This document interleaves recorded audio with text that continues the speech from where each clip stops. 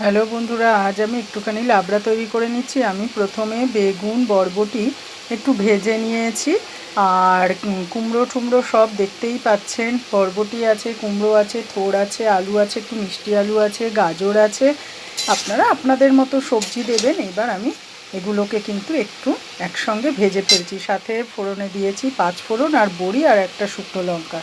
এইবার আমি ভাজাটা একটু হয়েই এসেছে। এরপর আমি দিয়ে দেব নুন, হলুদ আর জিরে গুঁড়ো।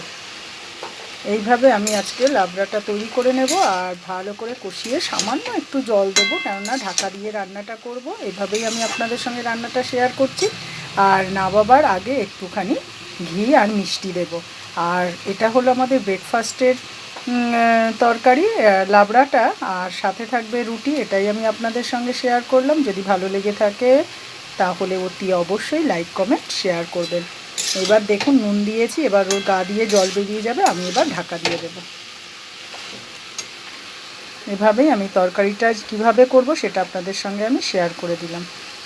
যদি ভালো লেগে থাকে অতি অবশ্যই আপনারা এইভাবে লাবড়াটা করে খাবেন।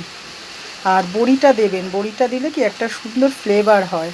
আর আপনারা যদি অনেক সময় যে ঘি, অনেকেই বলেন যে সকালের তরকারিতে ঘি দেব, দরকার নেই ধনেপাতা দেবেন, আমি একটুখানি ঘি দেব।